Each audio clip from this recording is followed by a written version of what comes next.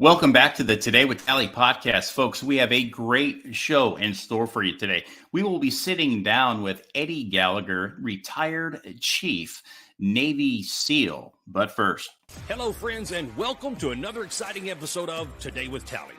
The mission and goal of this podcast is to bring an engaging conversation that will add value to the lives of everyday people. We will inspire, encourage, educate, and tell the stories of America's finest men and women in an effort to motivate you to live your life to its fullest potential. Be sure to follow us on social media and search Today with Tally. Be sure to subscribe, follow, and share the program as well. Ladies and gentlemen, your host of the evening, Mr. Brian Tally.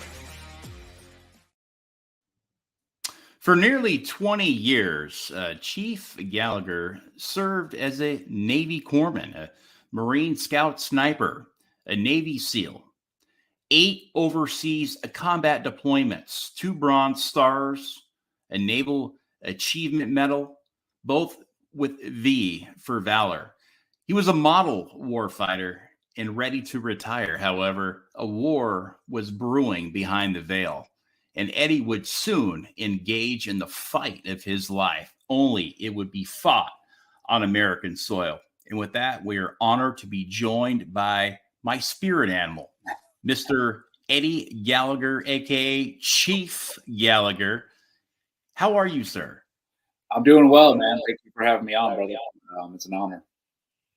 Pleasure is all mine. I'm glad that we were able to connect and have a good conversation, and invite you onto the show, talk a little bit about your past and where you're at today with your newfound mission and purpose in life, and have really dedicated your life to the Pipefitter Foundation and taking care of first responders and veterans who have been fighting injustice in a very broken and a corrupt system. That you like to call it. And so we, again, I know you're going to add so much real life value to the program out there, to not just veterans and active duty, service members and first responders, but to just the average Joe with the amount of intellect and the amount of wisdom that you could share today with our listeners. But there's so many people out there in the country that know your name. You're a very well recognized retired Navy SEAL.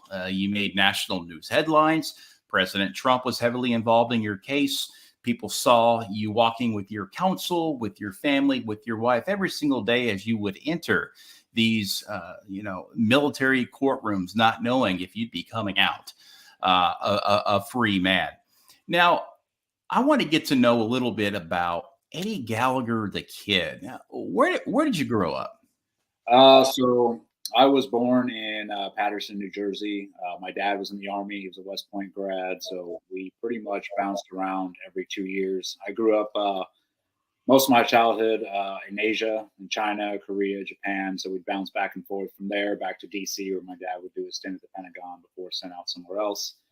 And then around, I think after 8th grade is when my dad retired after 24 years, and we ended up in Fort Wayne, Indiana. I spent my high school, all 4 years of high school in Fort Wayne, Indiana. And then I think it was about a year after I graduated high school was when I joined the Navy. Very interesting growing up abroad. I mean, describe what was that like as an American kid growing up in places like China and in Korea and really not really experiencing that young childhood here in America? Yeah, I've been asked that before, what it was, what it's like, and I think a lot of military brats go through the same thing. It's when you're little and you're going through it, you don't know any different. You're just like, this is our life and this is what we do. But as you grow up. And then when we ended up, my dad retired, and you're actually in the United States for the extended period of time. You really, growing up like that, you really get a appreciation for America and just how great this country is. We'd be living overseas in Korea or China for 2 years at a time, and you're there living with them, and you sort of get to know their culture and how everything works over there. And not that they all have great cultures and everything, but nothing compares to the United States. And when I was little, I was always chomping at the bit to get back to the States. Do my 2 years and then let's get back. so yeah, I mean, I appreciate that childhood I had, and the level of appreciation it gave me for this country, which is, after high school, which is why I decided to serve. And it's being in the military is it's a big thing in my family as well. Most of the males in my family have served in some form or fashion, so you also had that tied into it. Now, when you came back to the United States, you would do your high school years in Indiana, correct? Yeah, yeah, Fort Wayne, Indiana. What was that like going through your high school years, and then meeting probably some lifelong friends, and then what would actually take you into serving our country? Yeah, so we ended up. My dad got out of the army. We ended up in Indiana, of all places, which was, I remember at the time I was not too thrilled about, because I think the only thing I'd seen of Indiana was the movie Hoosiers. So I thought we were going to go move out into the sticks and the cornfields, and there'd be nothing. But we actually ended up in a pretty second biggest city in Indiana, which is Fort Wayne. And I made some great lifelong friends there.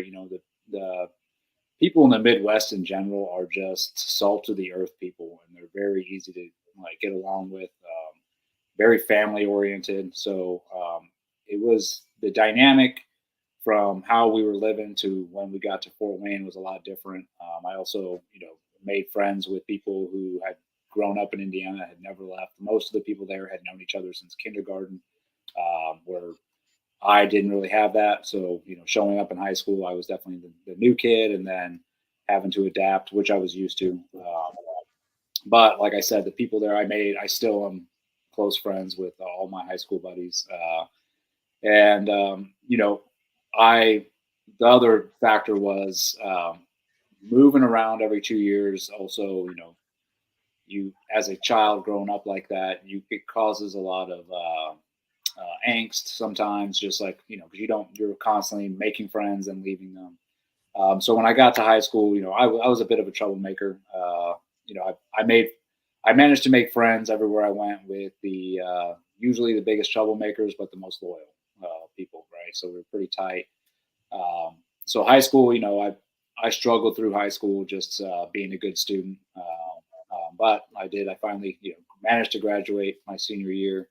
And then I spent the half a semester in college in IPFW, and that's when I realized I was like, this isn't for me. And at that time, I really my decision to join the military wasn't solidified yet. I worked multiple jobs, just trying to try things out. And then I think I finally reached a point where I was like, all right, I got to go do something in my life.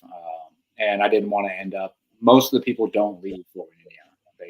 It's pretty much expected, like, hey, you're going to get married at 21, have kids by 23, and settle down, have a family. And that just wasn't in the cards for me. I didn't want it to be. I wanted to go out and try and be something better, prove myself. So I grew up watching military movies. Obviously, my dad being in the Army. I mean, Platoon was probably one of my favorite movies watching growing up, among like others like Navy SEALs, and that sort of pushed me towards trying out for special operations.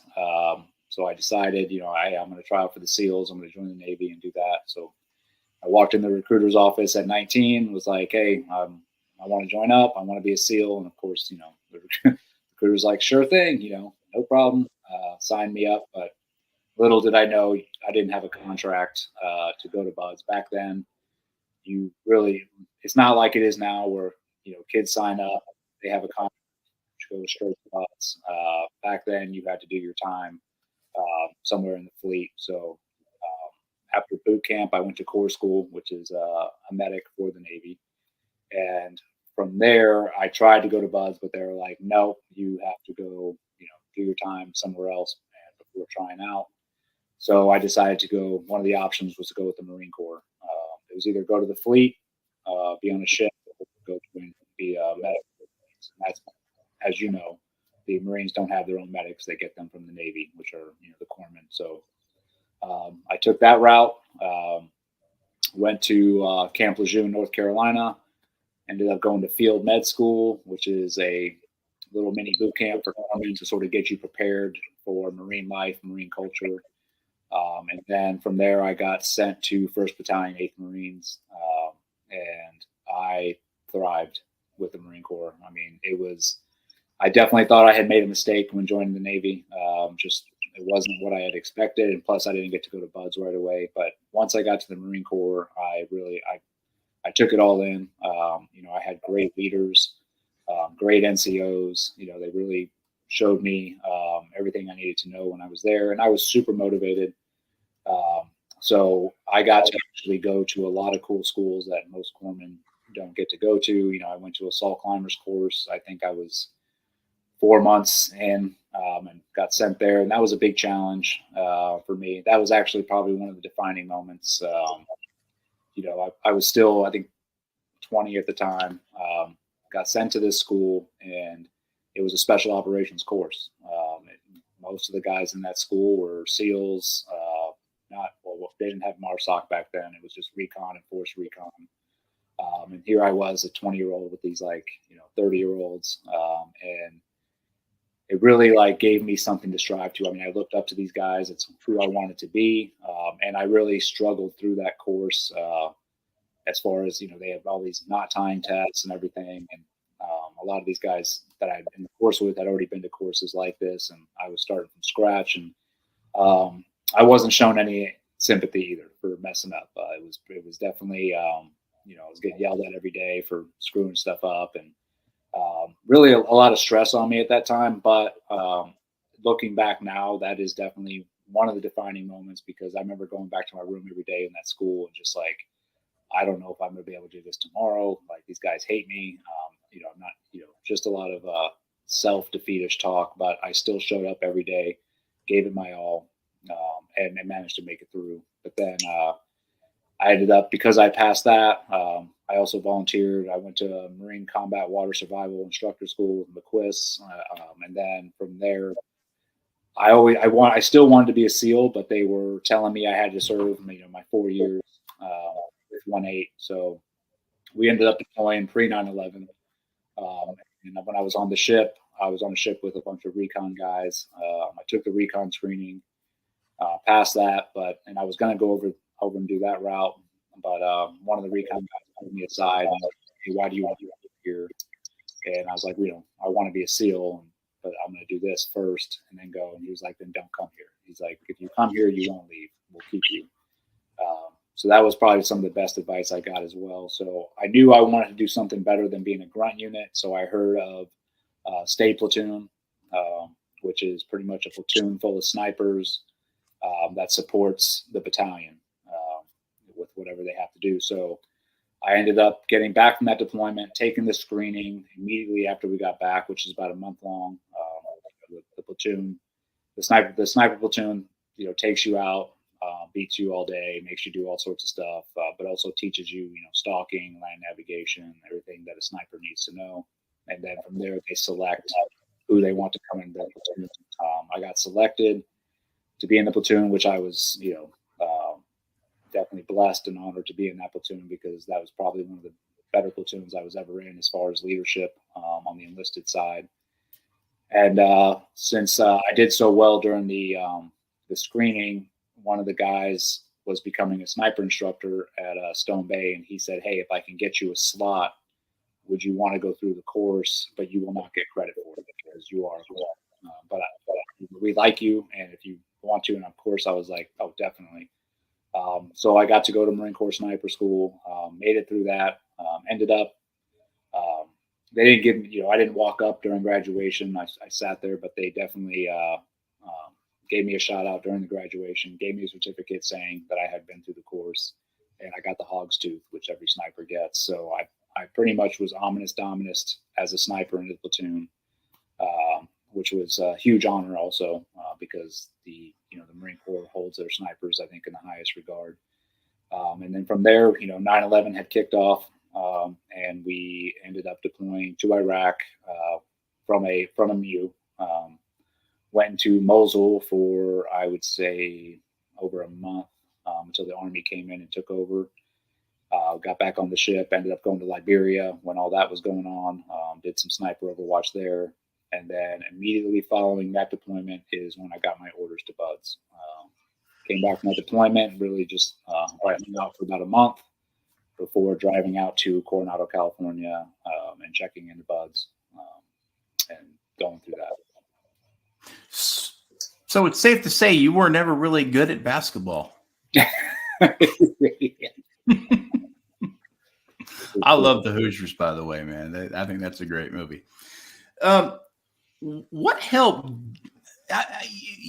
You had already been through so much training prior to you ending up in Coronado and going through buds. Do you think that helped set the blueprint for you on making it through buds and giving you that determination and that stamina to continue to drive through even during your weakest of moments? Oh, for sure. That is probably one of the key factors. I mean, I definitely had a leg up on most of the guys that showed up to buds because a lot of them were straight out of boot camp, very young. I was 5 years in at the time. And, even though I was only in for 5 years, I was a lot more mature than most of the guys that had shown up. And because I had already been through some specialized schools like sniper school and assault climbers and all that, I sort of knew the game a little bit as far as, the stress that they put on you and how to handle that. But I would say the biggest factor that helped me through was, during that 4 years I was with the Marines, it never left my mind that my goal was to become a Navy SEAL. So I did nothing but obsess over that for 4 years. So, anytime I had free time, I was training, I was swimming, I was running. I really had, I tell my wife now, I'm like, she was with me back then. I had no life but training to be a SEAL. I let nothing get in the way of that besides going to these specialized schools. And, when I did finally make it to buds and get there, I had fought so long and hard to get to that point that every day I was at buds, I was just happy to be there. And buds can, it's miserable. You're cold, wet, sandy, but I think my attitude really played a huge factor as far as I was just thankful that I was there. And that also I had, I was going to die before I quit mentality. I'm like, this is all I want. And I'm going to do whatever it takes to get through. So yeah, the maturity and then that mindset is what really I contribute to helping me get through buds. Now, you showed up as a very well-trained warfighter who was already a part of the special operations community. And like you had said, you had already done 5 years and you're going through buds with guys who, like I said, were just out of boot camp that hadn't experienced already what you've experienced. And is it safe to say that they looked at you for guidance and encouragement and perhaps was the leader, of your buds class? Yeah, I mean, I would say, there was a group of guys that we were, pretty tight in buds, all got along. They definitely looked to me for some mentorship. Were asking me like questions, what it was really like out there, going to war or deploying. And so, I would answer those questions, but at the same time, I humbled myself. I wouldn't say, I just knew. I was like, hey, yeah, I've done all these things, but this is a whole different element. And so I was like, hey, I don't know anything. I'm an open book. I'm ready to take in whatever information is coming to me. And, if I did have some pertinent information to put out, I would. But for the most part, when you're in buds, you want to remain the gray man. You don't want to really stand out too much because too much attention can get you beat a lot and then, injured. So sure. But I remember our first dress blues inspection in buds. I was standing there and I had already had a combat action ribbon, and even some of the instructors hadn't been to combat yet. So that definitely put a spotlight on me once they saw that. But again, I just remained humble the whole time. I did that even afterwards, checking in my first platoon. I was a little bit more experienced than some of the guys in my platoon that had already 2 platoons under the belt. They hadn't deployed to combat yet. But the mindset I had, I was like, I'm not going to be, a know-it-all or like, hey, I know this and that, because I know combat is forever evolving as well. And I hadn't done a lot of the things that SEALs are meant to do, what their job is. I was a sniper, yes, but a lot of our stuff was direct action. And there's a lot of other qualifications that SEALs have. So I just mouth shut, ears open, and just ready to take in whatever. Mm-hmm. Sure. Fast forward here a little bit. A successful and honorable career. You would go on your last combat deployment to Iraq in 2017, and you would lead a platoon to successfully defeat ISIS in Mosul. Now, upon returning home, you were named the #1 Navy SEAL chief, and you were nominated for a Silver Star and slated for promotion to senior chief. Yeah. Now, next was the coveted training billet, of course, during your Twilight Tour as a Navy SEAL. You would spend your last years in the SEAL teams bestowing your experience, your knowledge to future SEAL team members in preparing them for everything that they would be seeing on deployments and ensuring that these men were capable of carrying out the mission. However, this sterling reputation that you had, there would be some animosity and something brewing behind the veil in which you would have never really seen coming or ever imagined, and were ultimately railroaded by some disgruntled junior members of your platoon. Can you explain, for a few minutes, how this all started and how this all came to be?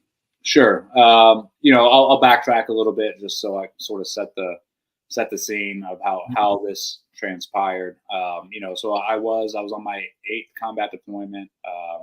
I had recently picked up chief, and I was at Team 7. So that was my 3rd platoon at Team 7. And usually when you pick up chief, you are sent somewhere else to do some kind of admin job for a year before you come back and do your platoon chief. But I was told I was going to roll right from my lead petty officer position in the platoon to take over a platoon the next rotation, which I was grateful for.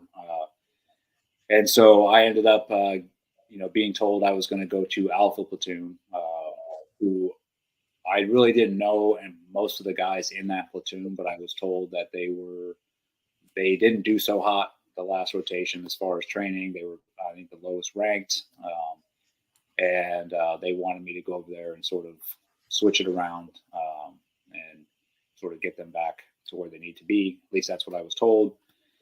So I, checked into that platoon. I went in there with no judgment. I told the guys right off the bat, I was like, hey, I've heard the rumors, I've heard everything. We're all starting on a clean slate, but what we are going to do is train. I was like, that's all we're doing. If we have free time, we're training, because I told them my goal was to be the best platoon of the team. And the way it works in the teams usually is, to get to the best location for deployment, which is, where the most combat is, you want to be the best platoon. It's sort of a competition. Because we go through a 6-month workup where we go through different training like land warfare, diving, CQC, all that, and we're graded. At least the leadership is graded very heavily during that time.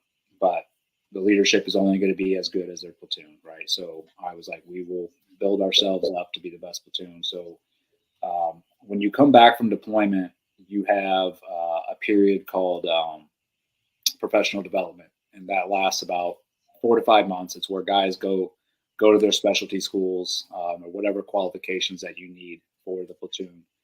And during that time, a lot of other platoons let their guys sort of have that time off. If they're not at schools, they're doing whatever they want. I was like, nope, you guys are coming into work, and we're going to go do post pre-assault procedures, all the stuff that we need, all the basics that we should have as a platoon to get ready for workup. So I was pretty heavy on the training side, and that did not go well with some of the older guys in the platoon. And when I'm talking older guys, these guys were like on their third platoon, but they were still around 26, 27. The age gap was huge. I think I was 10 to 12 years older than the second oldest guy in the platoon. So they were very junior, and some of them did not take well to the training schedule that I put on. But like I said, that wasn't, that I really didn't care. I was like, this is what we're doing. We ended up starting workup, and we did very well. We got rated the number one platoon during workup, and we got to pretty much select where we wanted to go on deployment. I had been doing my research, and I had my best friend that was deployed in Iraq at that time, and I was talking to him pretty often, and I knew that Mosul, Iraq was going to be the hot spot to go to. So that's what I was gunning for, and that's what we got. We ended up deploying to Mosul, Iraq in 2017, I believe. And I'm sorry if I'm messing the dates. It's been a while, but we ended up deploying to Mosul, Iraq. At that time, it was a big piece of information too that's important is at that time, obviously elections had just happened here in the States, and Trump had just taken office. Where beforehand, when it was Obama, we had no authorities over there, really. The guys were just watching ISIS, and then every once in a while they could drop some bombs. But they had to request pretty much all the way back to the White House to get permission to drop bombs, which was ridiculous. So the people on the ground did not have any authority, and that changed when Trump took over. Trump took over and was like, nope, I'm giving ground authority to the ground force commanders and get the job done. The statement was put out, pretty much decimate ISIS, clear Mosul, and just get it done. And General Mattis at the time was the Secretary of Defense, and he was all about it too. So when we landed in Mosul, we hit the ground running. I think we had about a day to set up. We were given the AAA mission, which is advised, assist, and accompany. So our job was to be attached to a Iraqi unit, which was the Emergency Response Division, and they were pretty much on the front lines clearing ISIS as we were behind them, giving air support, and then also organic weapon support when needed. We had never done a mission. I had never done a mission like that, so it was very eye-opening. And we felt it out for about a month, and myself and my OIC were very uncomfortable with the way that we were being told to do the mission, because we would go out pretty much out every day, set up a mortar position. We had to be 800 meters behind the front line, and every day we went out, we'd be out there for about an hour and a half, and drones would fly over. ISIS would have fly drones over, and the next thing you know, we'd be getting mortared for the next 2 hours and have to RTB, go back to base. So we both decided, like, hey, we need to go on the offensive here. We're going out every day, setting up in a defensive position, not getting stuff done. So I decided we would go up, set up, and then I would push an element, including I'd be with the element every time, a little bit closer to the front line so we could start engaging with organic weapons. And that's when our partner force, the ERD, really started pushing forward. They were making momentum because we were up there with them, showing them like, hey, we're here to clear as well. So we gained a lot of respect from them, and it really went well. That's pretty much how we cleared Mosul in the 6-month period that we were there, which was not expected to happen. This Team 3 was coming in to take our spot, and they were expecting to have to clear half that city. But we got it done, and that's a lot in part to the Iraqis that were actually clearing through. Those guys, they were dedicated, and those guys were dying daily, but they did not stop. It was a very brutal battlefield, none like I had ever seen before in any of my deployments. Because you had to think this wasn't an American-led front. We were there supporting, but in all reality, we were in there with them, and there was the ROEs for the Iraqis are a lot different than ours, and then just the way they handle things on a daily basis is a lot different than the Americans do too. So I mean, it wasn't uncommon. We'd be climbing over piles of dead bodies to get into buildings. I mean, we watched ISIS move down women and kids on a weekly basis, trying to, pull us out of our position to go help these women and kids. It was a brutal deployment, but at the same time, a successful one. And it was a very tiring one as well. There was really no breaks. And I think that's where some of these guys in my platoon, they had never done anything like this before. This was all their first combat deployment, which I will say is a pretty nasty one as your first time. And I think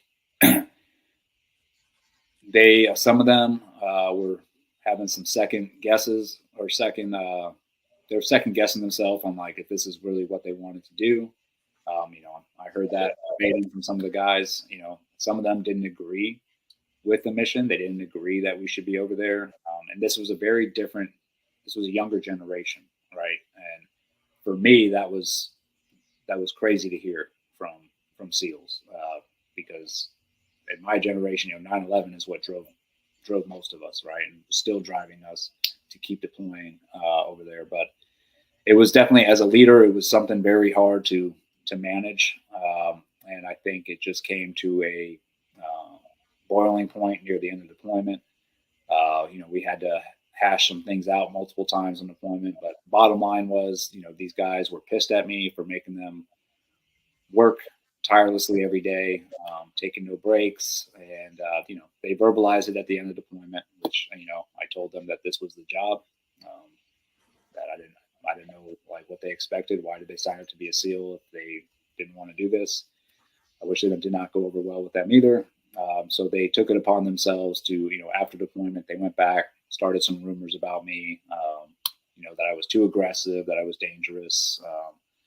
And then that spiraled into, I was a thief, I was stealing from them. A lot of these, just crazy rumors. And it was all just sort of to ruin my reputation because your reputation is everything in the SEAL teams.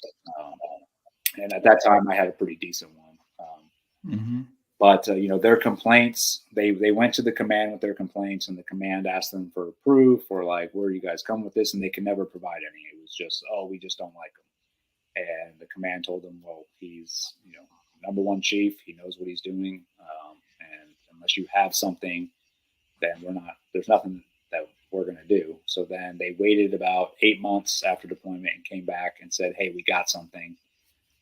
He murdered an ISIS prisoner that was in our care, and we want to report it. And they also threatened the command, like, if you don't do something about this, then we're going to go to CNN with this. And so the command then were like, okay, then we're going to look into this. And that was really where the whole nightmare started. I was pulled, at that time, I was the senior enlisted advisor at Urban Combat, and I was pulled out, told that I was under investigation, but I was not given any details. Nobody would talk to me. Like, none of the leadership would talk to me about it. They were just like, you need to sit tight and wait and see what happens. Trust the system, let the system work out, is what I was told. So I was put in an office for about 3 months, just doing really nothing. I had no job. They just told me to show up every day. And each day I was getting more and more like, okay, something is not right here. The leadership is not talking to me. And these are people that I knew. These isn't people that I knew personally. And then eventually NCIS raided my house one day, right? So I was told to come into work. The XO wanted to speak to me. So I showed up, 15 minutes early, standing outside of his door in my uniform. He cracked open the door, looked at me, did all the way, and there were 6 NCIS agents in there, which is where they handcuffed me, told me I was under arrest. But not for anything. They marched me in front of my whole command, out to where their facility was to interrogate me in a room. At that same time, while they were doing that, they had a 25 to 30 man assault force, if you want to call that, NCIS. They pretty much laid siege to my house. My wife was not home at the time, just my 2 young boys, and they pulled both of them out of their underwear. And my wife got a phone call from a neighbor because she was at a business meeting and was told, "Hey, your kids are outside in underwear with guns pointed at them, and there's people in your house." So she went home, and they let her in. They started interrogating her, telling her that I was a murderer. They told my kids I was a murderer. And then during my interrogation, I told them, I was like, "Hey, I want to talk. I want my lawyer present before I talk to you." So they then shut the door and left me in there for 7 hours and didn't come back. By the time they came back, they kept my phone. I had no idea that the raid had even happened at my house. I went home, found all this out, and it'd be an understatement to say that I was enraged. Especially the fact that they had pointed guns at my kids' faces. Because what people need to understand is NCIS is not even trained to do these things. They're amateurs, and all I kept going through my head was it could have taken one slip up, and one of them could accidentally blow my kid's head off because they're really not proficient in weapons handling. I went to my command the next day, was pretty pissed off. Demanded to talk to the Master Chief at one. I went and talked to him, and he would not talk to me. He just said that I could go talk to a chaplain if something bothered me, and that I would not be picking up E8 because I had been selected. He said, "We're holding that off until the investigation's over." I was like, okay. And then at that time, I had already decided to retire. I would have stayed in for 30 years, but because of all this was going on, my wife and I were both like, "Hey, this is it. Let's get out at 20."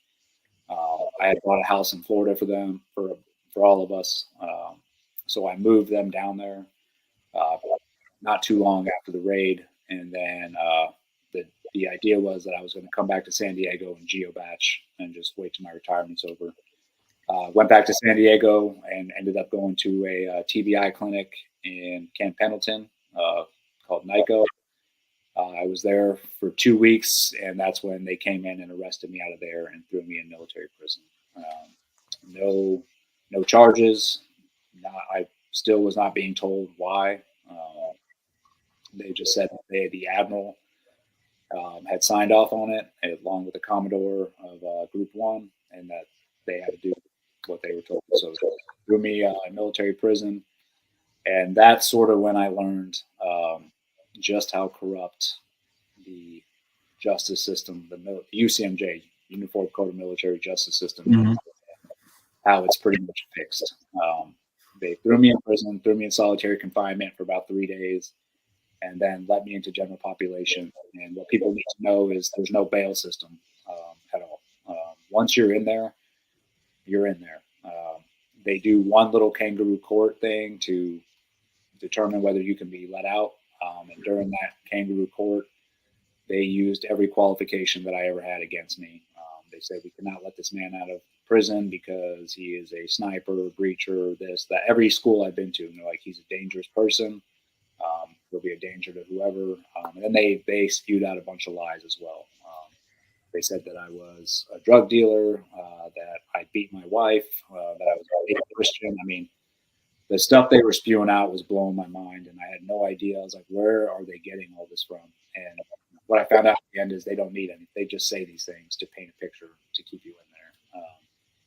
So that being said, I ended up doing about 9.5 months locked up. So before my trial, I wasn't charged with anything until I was in there for about 2.5 months. And that's when I found my charge sheet. They were charging me with premeditated murder for killing an ISIS terrorist that was a prisoner, which ended up being completely false. And then they also slapped on 2 other murder charges. They said that I had shot an old man and a little girl. Again, completely false. But this is what people need to understand is they can do whatever they want. So they threw those charges on there, along with like a flurry of, I think, 20-something charges. And what they do is they pretty much throw spaghetti at the wall and see what charges are going to stick. By the time I went to trial, I think I was facing 6 charges. But that's all part of the game as well, right? So they put all these charges on you, pretty much making you look like the worst person on earth, and then give the media that information, and then the media starts painting you as a psycho and demonizing you.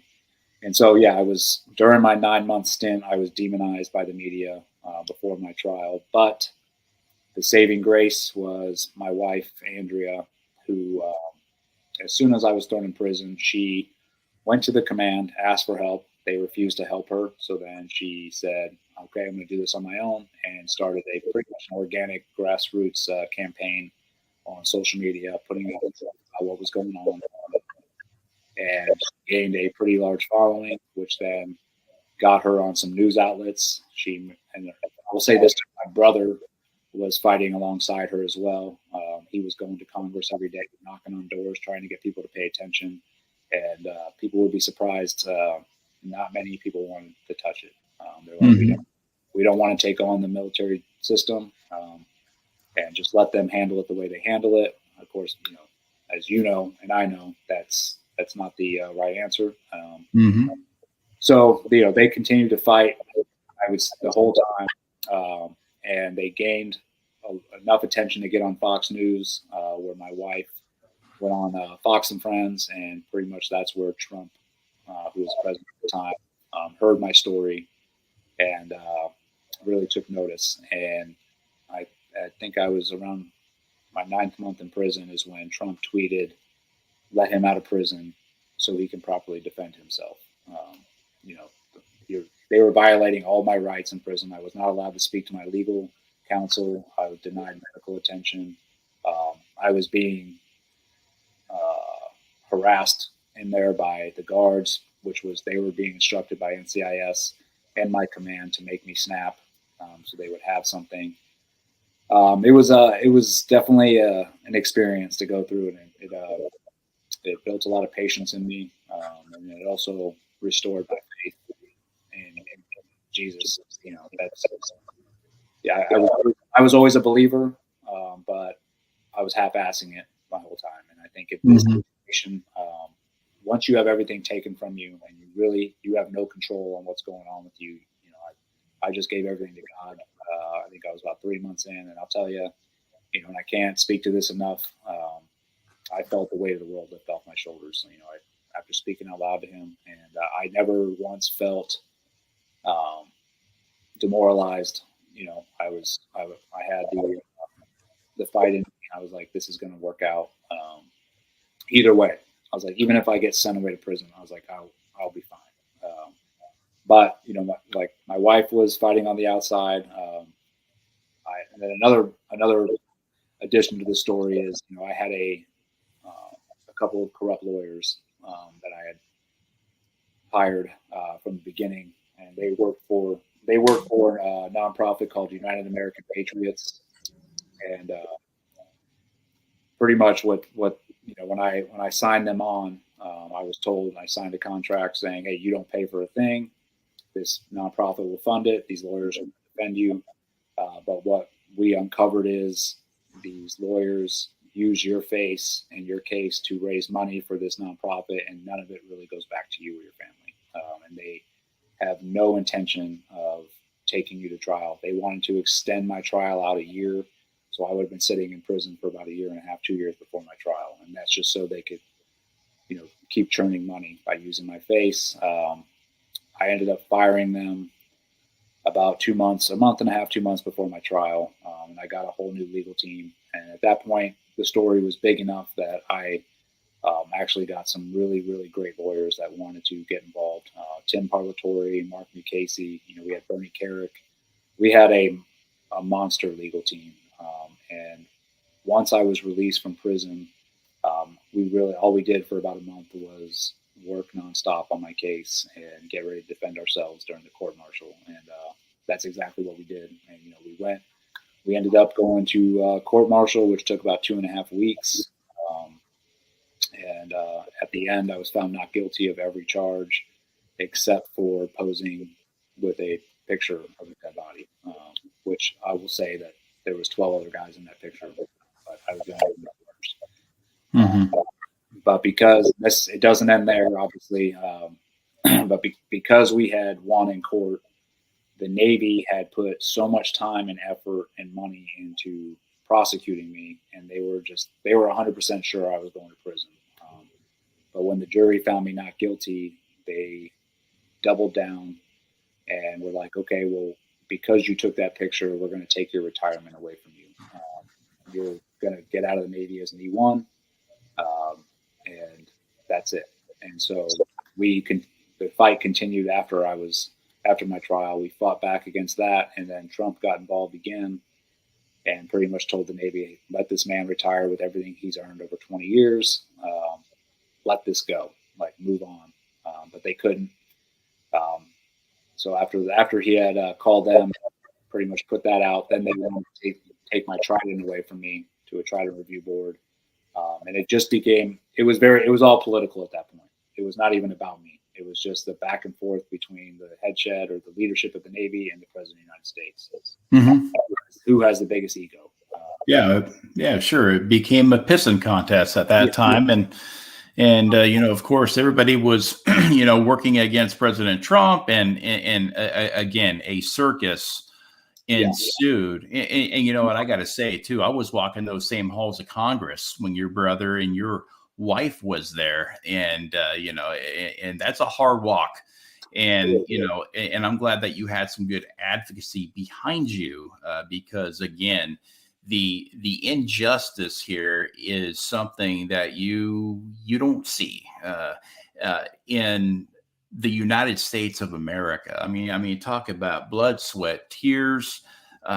Everything that you've given for this country, the service, the sacrifice over some scuttlebutt from some junior Navy SEALs that looked at you as a tough chief, and used deceit, if you will, to get you back. Now, this all goes back to the battlefield in 2017, where all this started to brew. Correct? Correct. Yeah. Now, what sort of battle fatigue set in? You had explained that it was a gruesome sight. It was a dangerous, deadly battlefield. Now, you handled it as the tough chief and the leader of this SEAL team, and really keeping everybody alive that you were serving with. However, you had talked about the generational, difference between you and them not really wanting to be there. However, they were still Navy SEALs. Did they fail to do their job, Eddie? I wouldn't. They went out every day, and they did what was asked of them, but it was with they were just very toxic.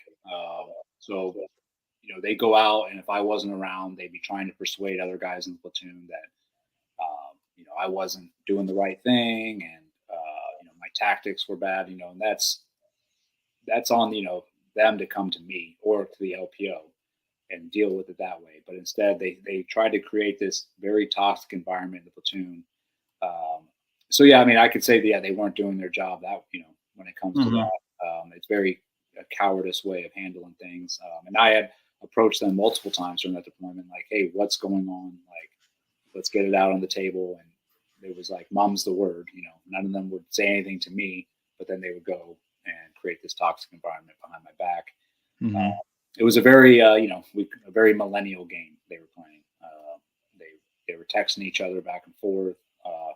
And I just happened to see one of those texts one time where they were bad mouthing me and my tactics, and that's when I addressed it again. I was like, well, it's all right here. You guys wrote it. Like, please tell them. Let's talk about this. And again, they really had nothing. It was just their attitude was horrible. So, what type of evidence was presented against you? The picture. So the picture of me with the ISIS fighter. I had my knife out in the picture, just taking the cool guy photo, along with everybody else. So they were like, well, he has the knife out. He stabbed this guy to death. But what it came out is one of the other SEALs actually, and this is part of the crazy story. One of the guys that was an accuser came and visited me when I was in prison. And he pretty much admitted to me, he's like, hey, this was all a lie. This got out of our hands, which I had known. He was like, I'm sorry this happened. And I was like, well, I'm facing life without parole now. And I don't, at the time I really didn't trust him too much at that point. I was like, don't talk to me about anything. But he ended up taking the stand as the main prosecution's witness during the trial. And then he said that he killed the ISIS fighter by suffocating him, because we had done medical procedures on him. He was dying. We criked him and then gave him a chest tube, and he ended up dying. So he said he held his hand over the breathing tube and, asphyxiated him. What people need to know too is nobody was taking any prisoners during that whole push. So we lived with our partner force, and they would take back the whatever ISIS guys they found that day and would torture them and kill them in the room next to us, and we'd listen to them getting tortured all night. So there was no like, what Americans would do is like, yes, well, you're a prisoner now, you're going off. It's like, no, everybody was dying. If you were affiliated with ISIS in any way, you were gone. And that was just the mentality and how that whole push through Mosul went. So, Corey Scott, who was the SEAL that got up there and said, I did this, that right there through the process. I mean, their whole case went down the crapper. And among the other accusers that got up and took the stand, all of them got caught in all their lies. They had told so many lies at that point that they couldn't keep up, and my lawyers just ate them up. They were like, well, you said this and now you're saying this, and that contradicts each other. And there was so many other examples that the jury, even at the end, the jury was like, how did this even come to court martial? Like, this was ridiculous. They're like, all these guys are lying. So, it's a shame that it took that long and we had to wait to get to that point. But, I knew the whole time. I was like, just wait till these guys take the stand. It's over.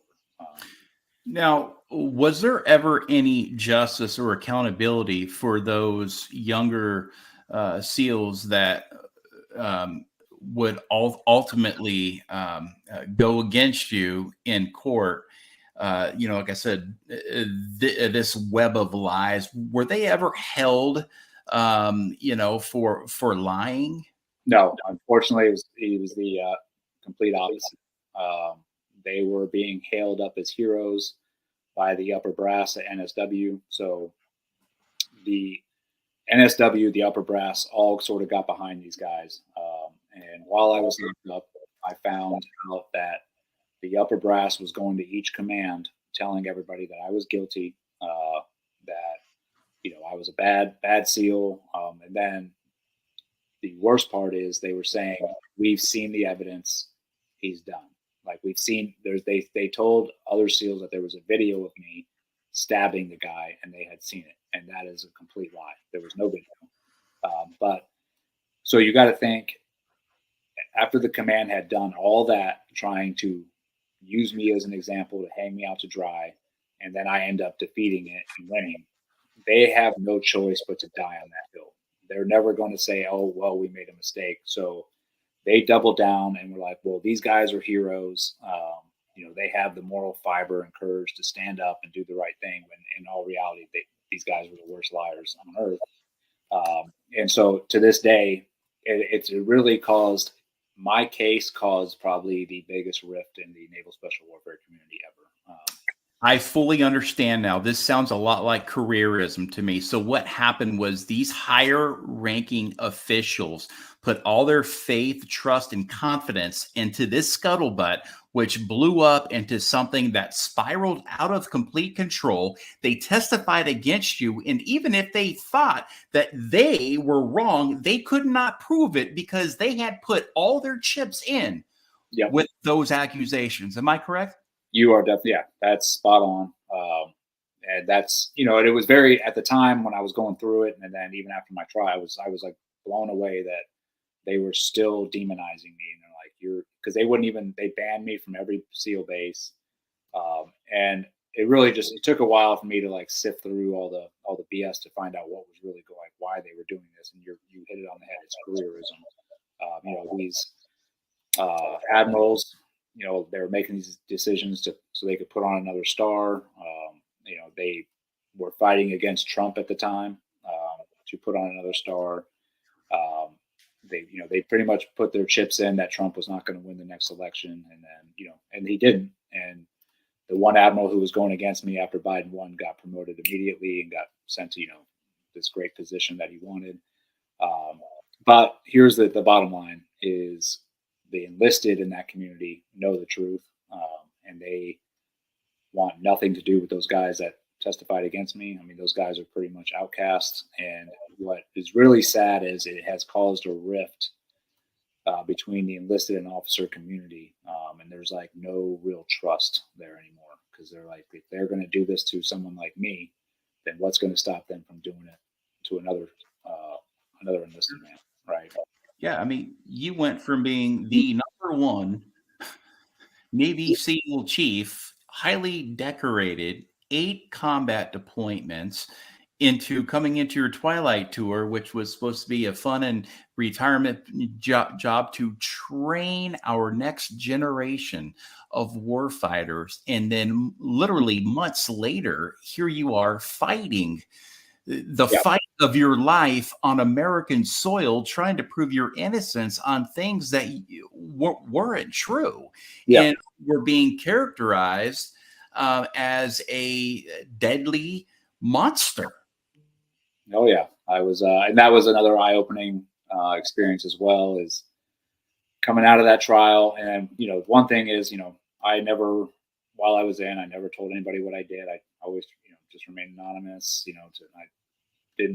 I wasn't looking for any, never spotlight or, and then coming out of that, it was, my face was everywhere. People knew who I was when they saw me, and a lot of it wasn't good. A lot of them had their already preconceived notions, or just what they read in, New York Times or whatever. And so I was definitely not liked by half this country. A lot of hate mail, a lot of threats, but that's just part of that's the way this country was, still is at the time. It's very divided. And, luckily my family and I, we have an attitude like, yeah, you don't like us, so what? Like, we're going to keep doing what we're doing. And we're going to keep pushing forward and fighting for what is right. And that's how we started the Pipefitter Foundation. Yep. Fighting for what's right. And the Pipefitter Foundation has been born. Tell me a little bit about what you're doing now in this newfound purpose and this reinvention of retired SEAL Chief Eddie Gallagher. Sure. So, it was near the end of my trial is really when we came up with this idea, because when I was locked up in the brig, I was in there with a lot of young kids. They're like 20, 21. They all had made some kind of mistake, like so a lot of them popping on a piss test for whatever, smoking marijuana or being UA. But what I saw was the over punishment. These kids were serving like 5 or 6 years for these little mistakes. And I sat back in there and I was like, if these kids had not signed up for the military and went to college, this wouldn't even be an issue. But because they raised their right hand, said, I want to serve my country, and they made a mistake, and they're being over punished, and pretty much their lives are ruined, because you get out with a dishonorable discharge. There's only so many jobs that you can get. They mark on your record. So I would tell my wife these stories. And so we decided, we're like, something has to be done, especially after the corruption that we had seen and that we had been through and uncovered.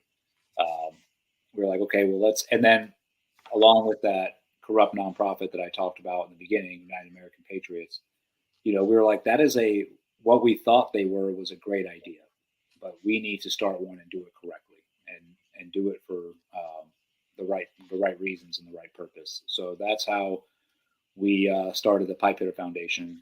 And what we do is, we support the active duty military, law enforcement, and first responders. When we first initially started off, it was just going to be active duty military. But then we started really looking into how the law enforcement officers are being treated around this country, especially at that time. They were being demonized. And so we're like, let's add them in and the first responders. And what it's there for is if you're being, unjustly accused for doing your job, doing what you think is right, and the system is coming against you, we step in, we raise money for your legal defense. We provide emergency relief aid to your family as you're going through that stressful time, because that's another thing I don't think people really think about is as these people are being targeted and demonized and facing trial, their family is that this amount of stress that causes on a family is undeniable. It's huge. And so we were like, okay, let's provide emergency relief aid to these families as they're going through this. And then we also advocate for them as well. My wife, brother, while they were fighting for me, sort of created this pathway and a pathway to defeat the media and the government. So we made a lot of great connections, in Congress, and that's unfortunately that's few and far between of the people in Congress that are willing to stand up and do the right thing. But we have those connections, so we utilize those now to defend those who are being unjustly accused. So we're on our third year, and it's all to God that we have 100% success rate so far with everybody we've supported. And folks, if you want to go check out the Pipefitter Foundation, do so. It is right there, pipehitterfoundation.org, the pipehitterfoundation.org. Again, this is a 501c3 nonprofit that is committed to defending the rights and freedoms of our men and women in uniform. Again, support this great cause by going to pipehitterfoundation.org to help folks like Chief Gallagher and his family and the hundreds, if not thousands of others that are going through this same type of ordeal. But what he's doing is he is offering what he did not have when he needed it the most in his life throughout the most tiring and vulnerable and devastating times of their life. So exactly what is the Pipefitter? Well, it provides assistance like financial support, legal defense advocacy, as well as public affairs. You will know that your dollar will be accounted for in this very transparent 501c3, again, being ran by a very honorable group of men and women. And again, their mission is simple, and that is to serve those who serve us. Now, what else do? They provide immediate and ongoing support to service members, first responders, and their families. Again, this is what Eddie and his family needed the most when he was going through his battle, his war right here at home. And folks, it didn't happen overseas. That war brewed right here. And so many other men and women in uniform are going through that same battle each and every day. And it's egregious and it's uncalled for. It is unconstitutional and it's got to stop. And it takes patriots like Eddie to stand up and look at this adversity directly right in the eyes and say, no, you're wrong. I'm going to stand up and I'm going to fight for what's right. And at the end of the day, everything will surface, the facts will come out, and the truth will come to light. Now, I know this is going to be a tough question to ask. Through everything that you've been through, they threw everything at you. The mental game. Okay, well, you're a Navy SEAL. Try me.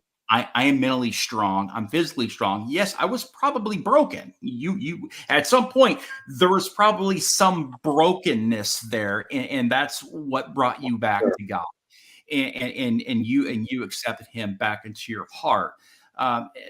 These aggressive takedowns that never should have happened with your family, kids in their underwear in their street, talking aggressive, trying to literally destroy you as a man. Again, your character, your reputation, your career, everything you've ever worked so hard for in your life. The betrayal of your country, turning its back, not your country, but the higher ups at that level, turning their back on you, knowing what you know now. And I know this is very hard for me to ask because I love my country. Would you sign on the dotted line today as an 18-year-old kid coming out of high school? Would you join the military? 100%. Yep. this is what I explain to people, because I have been asked that question before, like, do you regret because of what happened to you? And no, not one bit. I truly believe that joining the military and serving your country is probably one of the most righteous things you can do as an American citizen. And the time I had in my military, I was privileged. I was privileged to be in the time I was. I was privileged to be able to go to war, and actually go do the job. And the men that I served with, um, a lot of them are no longer with us. That were my closest friends. These men are giants to me, and they're my heroes. And to sit there and say that, oh, I regret being in, or like I would not demonize my service or anybody else's service because of what happened to me. What happened to me was done by a select few individuals, right? That made the wrong decision. And that's the bottom line. Unfortunately, we have some leadership in our military right now who are spineless, who are careerists.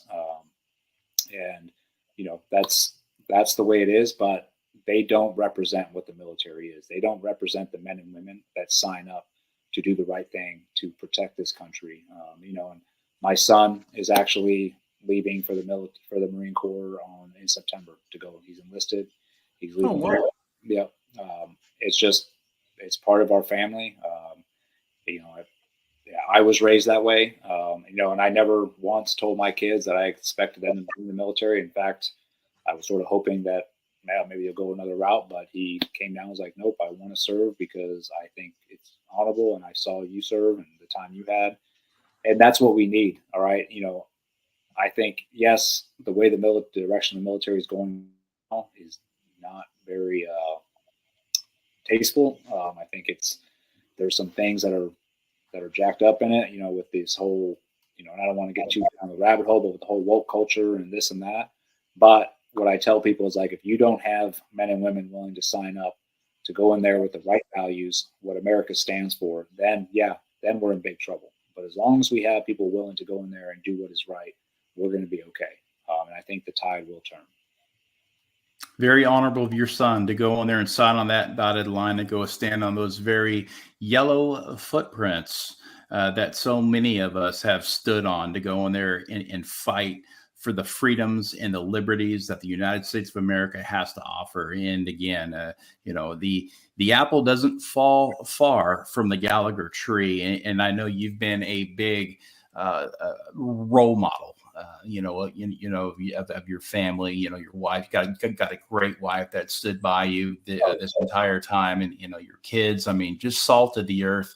And I know we're very well connected between some mutual friends and stuff like that. And I've heard nothing but tremendously admirable and honorable things about you. And like I said, I followed you from my chair when I was battling some really bad stuff within the VA, and when I was in Congress battling and fighting and lobbying every single day, I would see you on TV and I would watch those moments, and you gave me so much inspiration and encouragement to say, he's up against the federal government, and that is very hard. That's not an easy thing to do. We talk about anxiety. So I mean, and you did it very well. And the way you held yourself and carried yourself with that confidence, and that bravery is something that every American should be very proud of, in the way you held yourself in the most critical time in your life. I appreciate that. That's very, very humbling to hear. And, that's probably one of the biggest, compliments I can take, is just, people saying, like, you held yourself together, and the way you handled yourself. And I tell people every time, I give that's all to God. He gave me the strength to get through that. I don't think that any man can bear that amount of stress on his own. He needs to go to somebody, and that person is Jesus Christ. And that's, I'll say that till the day I die. Amen, brother. Well, listen, I have immense respect for you. I'm very honored that you joined me today on my podcast that I started back in August. So I'm almost at 1 year, but nice. This is something that God has called me to do. It was actually, I was on a gratitude walk, and it was like the first week of August. I had just gotten back home from San Diego. and got put it on my heart. So what's next? The tally bill's done. What's next? And this was what appeared on my heart. And now you're episode 171. So I talk about purpose and reinvention and recreation. And folks, that's exactly what Chief Gallagher has done with the Pipefitter Foundation. He was called to serve once again, and he has answered that call to the service and is committing his life to defending the rights and freedoms of our men and women in uniform. Go support this great cause today by going to pipehitterfoundation.org. That's pipehitterfoundation.org. And also, if you want to connect with Eddie Gallagher today, go check him out on his website, theeddiegallagher.com, theeddiegallagher.com, and support Eddie's newfound purpose and mission once again by visiting pipehitterfoundation.org. That is pipehitterfoundation.org. Thank you so much for joining us today, Chief.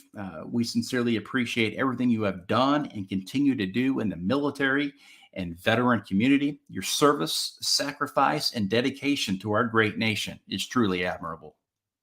Thank you, brother. I appreciate it. And I know we briefly covered sort of what happened, but there's a lot more to it. And if people I did write a book about it, like any good Navy SEAL does, after a year after I got out, but it's called The Man in the Arena, and you can find that on theeddiegallagher.com too. Absolutely. The Man in the Arena. The Man in the Arena. Go to theeddiegallagher.com website and you can get that book today. He will probably sign it, seal it, and deliver it. And he'll do that in a very timely manner because that book is very, very important. And I tell you what, you want to talk about resilience, you want to talk about perseverance, and you want to talk about the mental game, go out and get that book today. And you will definitely see how a Navy SEAL sees life through the lenses of a warfighter, an eight combat deployment warfighter. Folks, it has never been easier to listen to this podcast. We are on Spotify, YouTube, Amazon Music, Google Podcasts, iHeartRadio, Facebook, and Twitter. Folks, always remember to stay inspired, stay encouraged, stay motivated, and always stay in the fight. Until next time, for Today with Tally podcast, this is Brian Tally. Good night, Semper Fi, and God bless.